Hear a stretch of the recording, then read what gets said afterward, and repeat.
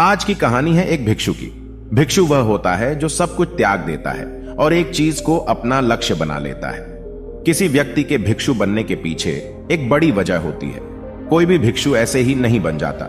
उस व्यक्ति के भिक्षु बनने के पीछे भी एक बड़ी वजह थी। भिक्षु बनने से पहले उस व्यक्ति के मन ने उसे कई गलत काम करने पे मजबूर किया था।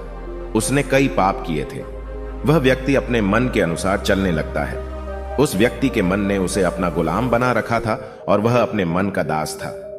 जीवन में हर सुख और संपदा प्राप्त करने के बाद भी उस आदमी के दिल में बहुत दर्द था और यह मानसिक भय ही उसे एक भिक्षु बना देती है। भिक्षु बनने के बाद व्यक्ति सांसारिक पीड़ा से मुक्त हो जाता है, जंगल में रहने जाता है, अलग अलग प्रकार की ध्यान और अभ्यास करता है, भिक्षा से भिख मांगकर खाना खाता है और फिर अकेलापन और शांति से ध्यान करता है। लेकिन फिर भी उस व्यक्ति का मन शांत नहीं है। वह बेचैन और परेशान होकर रहता है। यहाँ एक बात समझनी चाहिए, जैसा कि हम सभी जानते हैं, ध्यान किसी भी आध्यात्मिक यात्रा या आत्म सुधार की शुरुआती चरण होता है। इसे शुरू किया जाता है जब आपका मन शांत हो, जब हमारा मन हमारी बात सुनता है। लेकिन उस भिक्षु का मन न तो शांत है और न ही उसकी बात सुन रहा है। उस भिक्षु के मन में एक बात बैठ गई थी कि मन को नियंत्रित करना असंभव है। लेकिन फिर एक दिन उस भिक्षु एक व्यक्ति से मिलता है जो न तो भिक्षु है और न ही एक बुद्धिमान व्यक्ति है। वह एक साधारण सा चरवाहा था जो भेड़ बकरियों को चराता था। उसका नाम गोपाल था, जो जंगल में भेड़ बकरियों को चराने में लगा था। गोपाल उससे पूछता है, क्या मैं आपकी मदद कर सकता हूं? आप बहुत चिंतित दिख रहे हैं। पिछले कई दिनों से देख रहा हूं कि आप बहुत बेचैन हैं। अगर आप चाहें तो मैं आपकी मदद कर सकता हूं। भिक्षु ने गोपाल की बात सुनते ही हंसते हुए कहा, भला तुम मेरी मदद कैसे कर सकते हो? तुम संसारी हो और तुम मोह माया और संसार से जुड़े हुए हो। मैंने सब कुछ छोड़ दिया और जंगल में आया, फिर भी मेरा मन मेरे वश में नहीं है। गोपाल कहता है कि हाँ, मैं तुम्हें सिखा सकता हूं। मुझे अपने मन को वश में करना आता है। वह चरवाहा कहता है, मन को वश में करने के लिए सभी वस्तुओं का त्याग करने की आवश्यकता नहीं है, ना ही जंगल में आकर रहने की जरूरत है। मन को वश में करने के लिए बस एक चीज को छोड़ना सबसे जरूरी है। वह भिक्षु उस चरवाहे से पूछता है, वह एक चीज क्या है? चरवाहा कहता है, वह एक चीज है गलत जानकारी।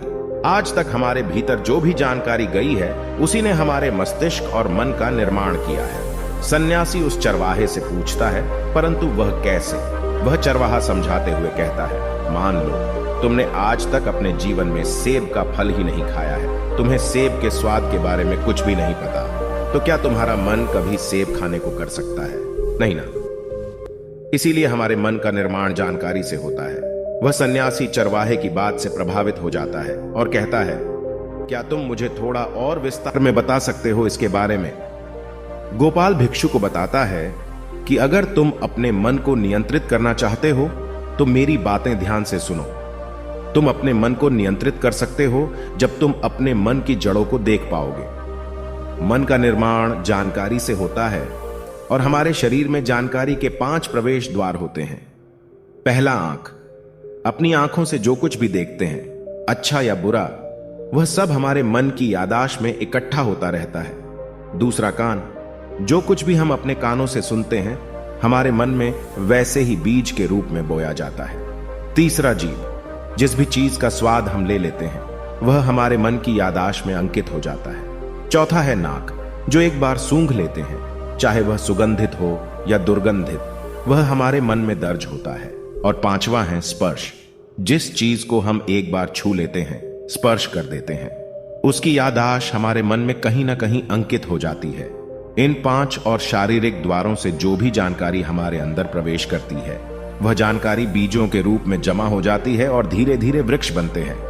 हमारा मन मिट्टी की तरह है जिसमें बीज बोए जाते हैं और हमारी बुद्धि बीज बोने वाले किसान की तरह है। अगर हमारी बुद्धि गलत जानकारी के बीजों को सही जानकारी के बीज समझकर बो देगी और भविष्य में जब वह बीज वृक्ष बनेगा तो भविष्य में वह पेड़ खराब फल देगा। हमारा मन एक उन्नति के काबिल किसी खेती की तरह है जिसमें हम जो भी बीज बोते हैं वह हमारे अंदर उग जाते हैं। जैसे कि एक किसान ध्यान से सही बीज चुनकर उगाता है ताकि उसकी फसल भरपूर और फलदार हो, हमें भी अपने मन को सच्चे और सकारात्मक विचारों से सजाने की जरूरत होती है। जैसे कि एक माली अपने उद्यान की देखभाल करता है, हमें भी अपने मन की देखभाल करनी चाहिए, सच्चे विचारों, अनुभवों और जानकारियों से इसे पोषित करके। इस तरीके से हम अपने अंदर एक समृद्ध भावनाओं, समझदारी और विकास के वृक्षों को खूबसूरती से फूलने देते हैं। तुम्हारा मन तुम्हारे बस में इसीलिए नहीं है क्योंकि तुमने पहले से ही अपने मन में बहुत सारे गलत बीज बो रखी हैं और अब वह बीज बड़े वृक्ष बन चुके हैं। वह सन्यासी उस चरवाहे से पूछता है, अब मैं क्या करूं? क्योंकि अब तक मैंने बहुत सारे गलत बीज बो डाले हैं और मैं उन्हें उखाड़ नहीं सकता। गोपाल भिक्षु से कहता है, तुम अब तक अज्ञानता और अनजाने में गलत बीज बो रहे थे, लेकिन अब से सच्चे मन से सही बीज बोना शुरू करो। अगर अंदर हजारों गलत बीज हैं तो क्या हुआ? अब तैयार हो जाओ लाखों सही बीज उगाने के लिए। तुम्हें बस ध्यान देना होगा, यह देखना कि इन 5 द्वारों के माध्यम से तुम्हारे अंदर कौन सी जानकारी जा रही है और जो जानकारी आ रही है वह सही है या नहीं।